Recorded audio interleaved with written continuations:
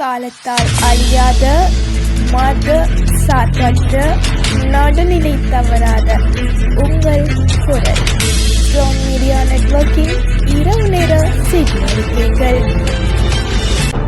முதலில் தலைப்புச் செய்திகள். ஜனாதிபதி உங்களுடைய வார்த்தைக்கு மதிப்பளிப்பார். முன்னாள் சபாநாயகரிடம் நெகிழ்ந்து பேசிய பீடி லாயர்ஸ் அமைப்பு. கோட்டாபயவின் முன்னாள் தனிப்பட்ட செயலாளர் வைத்தியசாலையில் அனுமதி. எல்னினோவால் முழு இலங்கைக்கும் ஏற்படவுள்ள தாக்கம், அதிகாரிகளுக்கு ஜனாதிபதி பிறப்பித்துள்ள உத்தரவு. அனுர அரசு மீது கடும் அதிருப்தியில் மகிந்த. கொழும்பில் கோடிக்கணக்கான தங்கம் மற்றும் பணம் கொள்ளை, ஆடம்பர வாழ்க்கையில் ஈடுபட்ட இளைஞன். விசேட தேவையுடைய பல்கலைக்கழக மாணவர்களுக்கு ஜனாதிபதியின் நிதியத்திலிருந்து நிதியுதவி.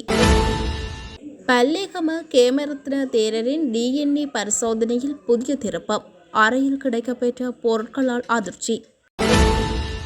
துபாயில் சுற்றித் திரியும் சிரான் பாசிக்கின் தொடர்புடைய நெருக்கமான பெண், அழைப்பினால் அடுத்தடுத்து சிக்கவுள்ள பலர்.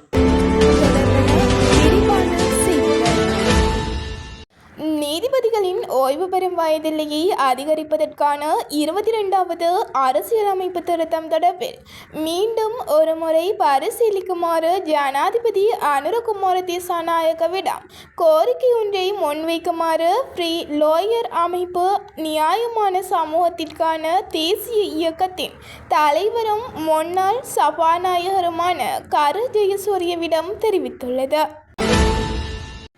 முன்னாள் ஜனாதிபதி கோட்டாபய ராஜபக்சவின் தனிப்பட்ட செயலாளராக பணியாற்றிய சுகீஸ்வர பண்டார திடீர் சுகையினம் காரணமாக சிறைச்சாலை வைத்தியசாலையில் அனுமதிக்கப்பட்டுள்ளார்.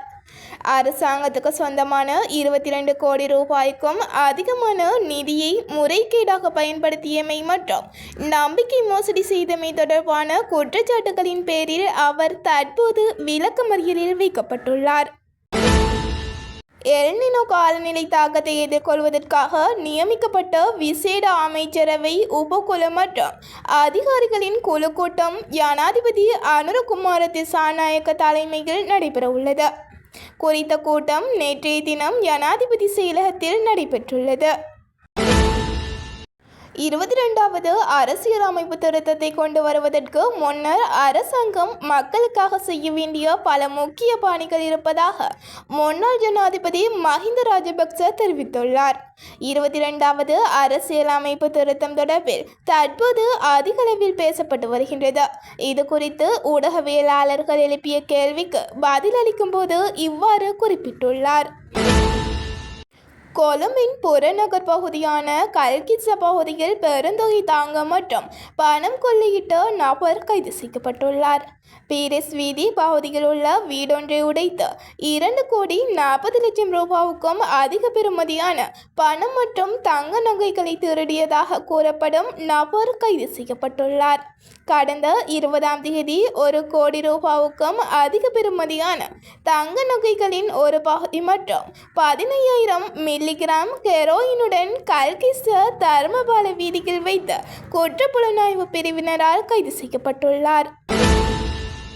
பிரதமர் கரினி அமரசூரியவின் பங்கு பற்றுதலுடன் யாழ்ப்பாணம் மாவட்ட செயலக கேட்ப கூடத்தில் இன்று பிற்பகல் ஜனாதிபதி நிதியத்திலிருந்து தெரிவு செய்யப்பட்ட யாழ் பல்கலைக்கழக விசேட தேவையுடைய பல்கலைக்கழக மாணவர்களுக்கான காசோலை வழங்கும் நிகழ்வு நடைபெற்றது. இந்நிகழ்வில் யாழ்ப்பாண மாவட்டத்தில் கல்வி கற்கும் விசேட தேவையுடைய பல்கலைக்கழக மாணவர்களுக்கு அவர்களின் கல்வி நடவடிக்கைகளுக்கு ஆதரவளிக்கும் வகையில் ஜனாதிபதி நிதியத்தின் கீழ் நிதியுதவி வழங்கப்பட்டது. அனுராதபுரம் முன்னாள் அட்டமஸ்தானபதி பல்லேகம கேமரத்ன தேரருக்கு எதிராக முன்வைக்கப்பட்டுள்ள சிறுமி ஒருவரை தொன்னடத்தைக்குட்படுத்தியதாக கூறப்படும் குற்றச்சாட்டு தொடர்பில் முக்கியமான விஞ்ஞான ஆதாரம் ஒன்று வெளியாகியுள்ளதாக தனியார் வலையொலி ஒன்றில் தெரிவிக்கப்பட்டுள்ளது.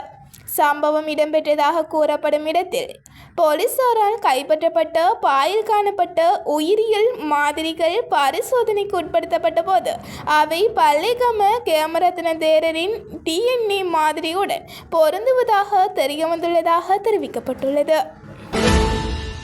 துபாயில் கைது செய்யப்பட்டு நாட்டுக்கு அழைத்து வரப்பட்டு கொழும்பு மத்திய குற்றவியல் விசாரணை பிரிவின் காவலில் உள்ள பிரபல போதைப்பொருள் கடத்தல்காரர் சிரான் பாசிக்கிடம் நடத்தப்பட்ட விசாரணையில் பல தகவல்கள் அம்பலமாகியுள்ளன. கொழும்பு மத்திய குற்றவியல் விசாரணை பிரிவின் காவலில் தற்போது உள்ள சிரான் பாசிக் வெளிப்படுத்திய தகவலின்படி அவரது போதைப்பொருள் கடத்தல் வணிக நடவடிக்கைகளுக்கு உதவி வரும் 4 உள்ளூர் மற்றும் வெளிநாட்டு சந்தேக நபர்களும் அடுத்த சில நாட்களில் போலீஸ் காவலில் எடுக்கப்பட உள்ளதாக தெரிவிக்கப்படுகின்றது. இத்துடன் இரவு நேர செய்தி அறிக்கைகள் முடிவடைகின்றன. மீண்டும் சந்திக்கலாம். நன்றி.